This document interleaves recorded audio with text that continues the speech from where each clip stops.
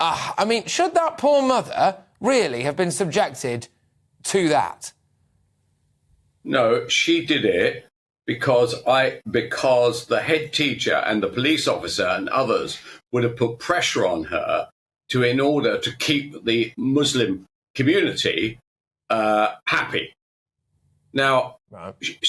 I honestly applaud that woman.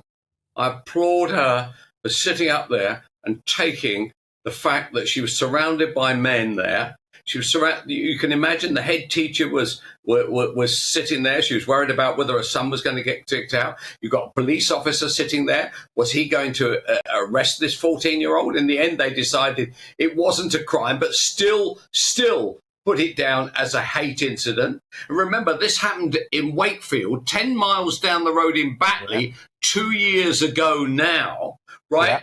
Yeah. A teacher who showed a cartoon of the Prophet Muhammad, right, has had to go into hiding. And I can tell you tonight that he has had to change his name. Mm-hmm. He has disappeared from the area and he's changed his name. This whole kind of Muslim bullying, which is going on in the name of the Prophet Muhammad, is wholly unacceptable in our country. Quite literally. Yeah. But the thing is, though, isn't it, which is if we really look at the problem, right, we really look at the problem. We've got a teacher at a school who has had to go into hiding, presumably with his family, get a new identity, lose his job. We've got a 14-year-old autistic boy here who I don't see how he can carry on at that school, by the way, given the fact that he's had death threats and goodness knows what might happen to him. I very much doubt he's going to be able to continue to go to a school anywhere in that area. His mum has had to front up at a local mosque.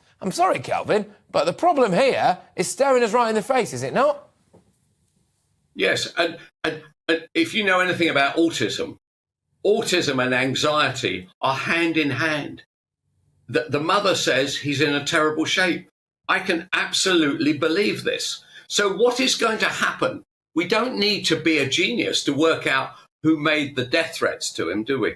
I mean, to be honest, I don't know for certain. Perhaps we could get that police officer and that idiot head teacher to come on your show and explain why they would effectively force that mum to come on there.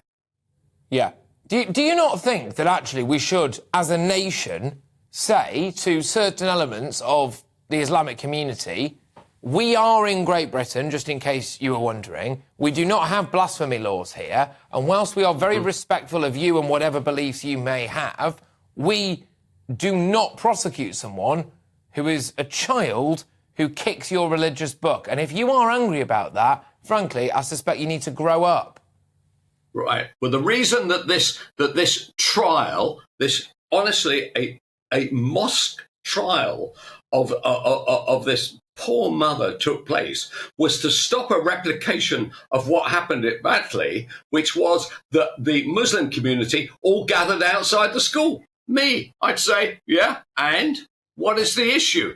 You know, this was a 14-year-old kid who made the smallest of small mistakes. He only brought along the Quran to the school because he lost a Call of Duty video game. It's at this level, but it wasn't treated at this level by these very odd Muslim worshippers. I find it, and do you know what? I'm so pleased that, say, GB News, me, a few of the others, the Times, the Telegraph, not the Sun, by the way, not the Sun. So the popular working class paper didn't cover it, right? And I don't think the Mirror did either. That is shocking. So mainstream media at the top end, fantastic. At the bottom end, very, very poor, right?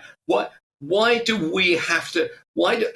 And apart from GB News, not the BBC, not Sky, not ITV, and in not fact, Channel 4, but Kelvin, nobody covers it. Kelvin, I'm sick of this stuff because we see it time and time again. We had grooming gang scandal in Telford. The BBC only chose to put a couple of stories down on their local Shropshire page. You had to go looking for, at the time, what was at the time the UK's largest ever grooming gang scandal, OK? You've got situations going on in Batley, or you've got situations that take place where, for example, the situation in Manchester, where Salman Abedi, the Manchester bomber, attended the Disbury Mosque, OK? And they are now coming out, and instead of really reporting the fact that the families and this inquiry suggested that the mosque had a lot to answer for there, the headlines that you'll see on the BBC are mosque defended itself, mosque feels victimised about all this stuff.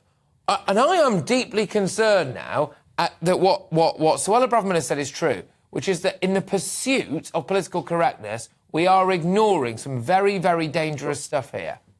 It's taken a long time to get to that position. After all, the Rochdale groomers, they said all that about 4 years ago. That the only reason that they hadn't arrested these people, these paedophile pigs, in a wholesale manner was simply because they were of a religion which they thought would cause a problem in the community. The cops and the head teachers and these people in the public sector should understand that we, the people funding their jobs, want action. They don't want to see this kind of behaviour. They do not want to see, they never want to see again, a mother forced, and I say forced, to appear in a mosque in front of what I imagine, as we all know, is a group of Muslim men.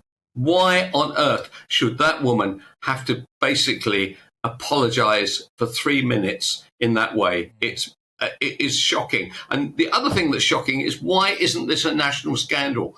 Why isn't everybody as annoyed as, say, you and I are?